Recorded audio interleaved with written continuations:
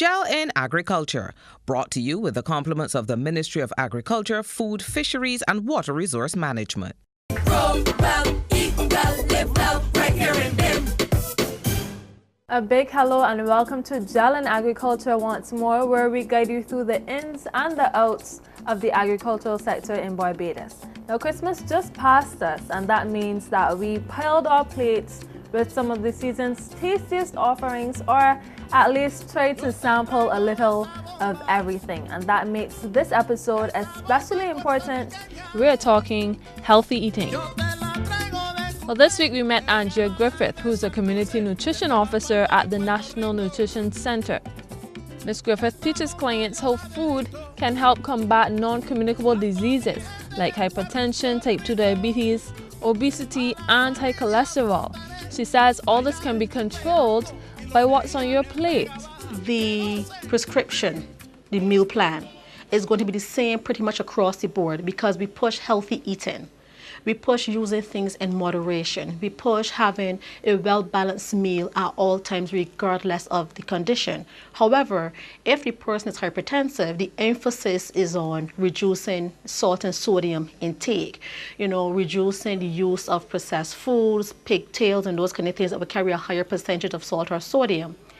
If the person is diabetic, the emphasis will then be on total carbohydrates.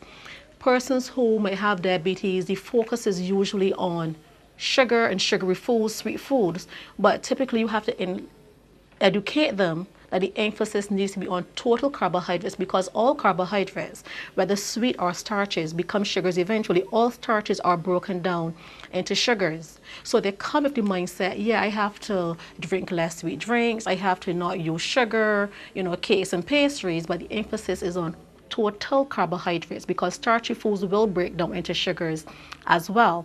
If the person has high cholesterol, the emphasis would be on fat, reducing your fat intake, especially the saturated fats that you generally get from meat products. Now, most upgrades tend to require some extra cash, and people often believe that improving your diet does as well.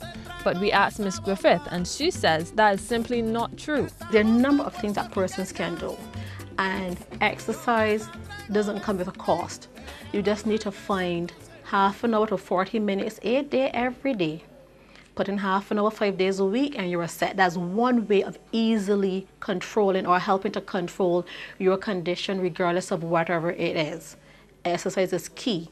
Now, in terms of the diet, there are many things you can do when you go to the supermarket.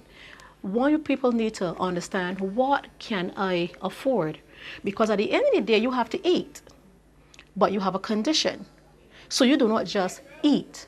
You have to eat according to your condition if you want to treat that condition, if you want to get better. So you have to spend your money where it is the wisest. So for example, you need to make your supermarket list. What you need. What you need, not what you want, not what you feel to eat. What you need based on that condition. Whenever persons hear the term snacking, they think of corn curls, chips, ice cream, chocolate. But why not snack on fruits? Oftentimes, I use a comparison of one of those apples that cost about 75 cents and a pack of, I don't want to call any names, but sweet biscuits. And pretty much sometimes those sweet biscuits cost between 90 cents to $1, which is of better value, nutritional value. The apple, of course. So it is not that people cannot afford to eat healthier. I don't think people take the time to realize how they are spending their money.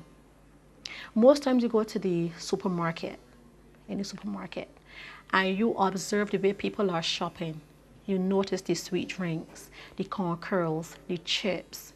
They pick up those things first, the comfort foods, right? They don't think, well, let me get in what is important first. Let me get in my fruits, my vegetables, my peas, my beans, healthy cereals, my oats and my barley. Those things are left way down the line. But those are the foods that persons need to purchase first because they're the healthier foods. They help you to, they're filling. They're going to keep you full longer because they're high fiber foods. And you have money, and then they're also reasonable. But people, I think they go pretty much by taste and what they're accustomed to. And in many cases, their conditions suffer. They suffer because they put taste and preference before what is important and what is necessary. You also have seasonal items. Seasonal items are usually in bulk. They're cheaper. Buy these seasonal items. When you buy seasonal items, you can buy a lot of it, you can blanch it and freeze it. You have some for later use. That's another way where you can control your spending. Go to the farmer. There are many plantations where you can get produce, let's say sweet potatoes, by the rod. But I think we're in a society now where people think that certain things are beneath them. But when you are operating and you have limited funds, you still have to eat. You have to eat every day. You have to eat the best way possible. So why not go where the food is cheaper? That's another thing that persons can do. Persons eat out a lot, whether it is whatever fast food joint, I'm not going to call any, but whenever you purchase fast food, you're burning a lot of fat, you're burning a lot of grease, you're burning a lot of sugar. And in terms of the sweet drink, fried chicken, chips, whatever the case may be, you do not need that. And you need it a whole lot less when you have a condition. So that we have a number of tips we can use to reduce spending as well as our risk of non-communicable diseases. When we come back, we will be in the kitchen and we're actually going head to head with perhaps the most tempting yellow monster of all, the Bajan macaroni pie. Roll well, eat well, live well, right here in Bim. Grab the phone, get the hoe, link up the family and come let it go. Roll well, eat well, live well, right here in Bim. Yes! Roll well, eat well, live well, right here in Bim. No, we don't have to buy all imported stock, cause high nutrition in the food that we got. Plant something, start your own crop, grow something local to put in your pot. It's true, go healthy with the fresh produce, with high nutritional value. It costs less to grow and eat your own food, so gather the crew. Come! Roll well, eat well, live well, right here in Bim. Yes! Roll well, eat well, live well, right here in Bim. Roll well, eat well, live well, right here in Bim. Well, we're here with Miss Griffith, Miss Angela Griffith of the National Nutrition Center. And you know as well as I that the traditional Bajan spread, it would seem a little incomplete without our macaroni pie and our Very usual true. dishes. And I'm sure as unhealthy as we know that some of them are, a lot of us cannot imagine a Bajan spread without it. So luckily we're here with her. She's able to tell us how we can keep all of the goodness and lose some of the guilt. Tell us how we can do that. Okay, as you know, the younger generation will tell you that the traditional Barbadian dish is macaroni pie and fried chicken. Last time we checked, it was still cocoa and flying fish, even though the flying fish has divorced us. But being a nutrition officer with the National Nutrition Center, we try to ask persons to eat a bit different. Yes, like you said, they want their macaroni pie, their lasagna, and their regular spread. But what I am trying to do, and the other nutrition officers are trying to do, is to tell persons and to share with persons that there are healthier alternatives to these traditional dishes. So what we are going to do today, we are going to take the macaroni pie and jazz it up a bit. It's going to taste fantastic. You get to be the judge using healthier alternatives. One of the first things we want to do is start with a cheese sauce. And why I am making a cheese sauce is because you are able to use less cheese. You don't need ketchup or anything like that. Right off the bat, you are eliminating calories. Also, to start the cheese sauce, we usually make a white sauce with what we call a roux. A roux is generally some melted fat and you stir in some flour. What we are going to do today, we're going to start the roux without the use of fat, right? Unheard of? Not necessarily. Right off the bat, we're eliminating all that butter, all those calories. So we're going to take our milk. I have my assistant on the side who's going to add this to the stove for me. We take the whisk and we're going to whisk in the flour. And you cannot see any flour in here. People think that if you add flour to something wet, it is going to clog and so on. But no, because you're going to be whisking that. So once we apply some heat to this, it is going to start to thicken. Here you can see we have our cheese sauce coming together nicely. We cooked the flour in the milk until it was thick. And we went ahead and we added some herbs and our cheese to make our cheese sauce. Now what you see here on the side, instead of using bouillon cubes, soy sauce, or any other sodium or salt laden spice, I decided to pick some herbs from my garden and have a wide variety of herbs. I chopped them finely and some of them were added to the white sauce mixture and then the cheese. So from here we can go ahead and we can add our pasta, which was pre-cooked. Now I know Barbadians must add their mustard. You can see I have some mustard here, freshly ground brown black pepper. We have sage, tarragon. We have all natural herbs and we have flavored peppers. They're not hot, they just add a lot of flavor. And as you can see, my macaroni is nicely coated. We don't have that redness that we get from the ketchup, and we do not want the ketchup because we do not want the additional sodium or the additional sugars. So here we have this already prepared, ready to go into our prepared pan on the side. So what we actually did, we took some of this out and we baked it as it is, which would be your regular macaroni pie. However, I would get parents telling me, I can't get my child to eat vegetables. How can I get my child to eat vegetables? And you want your children to eat vegetables. So I have some freshly grated pumpkin that I am going to add to my macaroni pie mixture. So we're getting some nice vitamins and minerals in here, some vitamin A. We're going to get some fantastic fiber to help with bowel movements, and it is also extremely attractive. It is colorful. So when your child goes to eat, there's nothing to pick out because it is finely grated.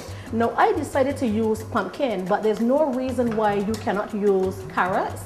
You can also use broccoli or any vegetable of choice. Chances are if you chop it too coarsely, the child will pick it out. So my advice would be to chop it very, very finely or to use the fine side of the grater and grate your vegetable. When the child sees this, the child will think it is cheese.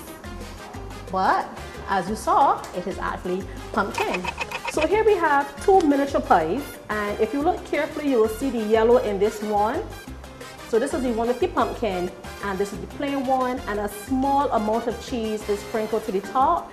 I do not go ahead to add breadcrumbs or flour to the top for browning because on a high heat, 400 degrees, these are going to brown beautifully. So here are our two miniature pies, golden brown. Beautiful, aren't they? Beautiful. And you cannot even tell which is the pumpkin. You have to cut into it and taste it to see. As you know, there's no Bajan table that is ready without some good old-fashioned bakes. So typically, you know, you use your regular white flour to make bakes. As a community nutrition officer, we also want to teach persons how to enhance everything as much as possible to be more nutritious, more high in fiber, because we're paying attention to the escalating rise in diabetes, hypertension, high cholesterol, heart attacks, and strokes. So what we're going to do here, we're going to use a small amount of the white flour. We're going to enhance it with some oat and barley flour. Oat and barley, they are two grains that are high in fiber. So straight off the bat, you are adding some fantastic fiber and some additional nutrients to that white flour. And we're going to further enhance it by using a small amount of bran flakes. The wonderful thing about oat and barley flour and the bran flakes is that they are extremely economical. So this is not a situation where persons are saying eating healthy is expensive. It doesn't have to be. It is what you choose to do, what you're using, and how you are going to combine these things to make a fantastic meal. So we went ahead earlier and we did our batter. And you can see the nice brown in here. We used some cinnamon to enhance the flavor. There's no bake made without cinnamon. We have a very, very small amount of sugar and a tiny bit of baking powder. And we stir it. Some persons like they're softer, but the water you're going to add is up to you depending on the consistency and the texture you're looking for. So this is a nice soft, fluffy bake. And in front of you, you can see the finished product. Generally, what you do, these bakes, you're not going to have a crunchy bake because we also want to pay attention to the amount of oil you're going to use. So you're only using enough oil to coat the bottom of the frying pan. So here you have a good old-fashioned beige and bake made the healthy way using oats and barley flour and some bran flakes. Enjoy. What a delicious end to this week's episode of G.E.L in Agriculture. I wish you a healthy week and I look forward to seeing you next time. G.E.L in Agriculture, brought to you with the compliments of the Ministry of Agriculture, Food, Fisheries and Water Resource Management. Grow well, eat well, live well.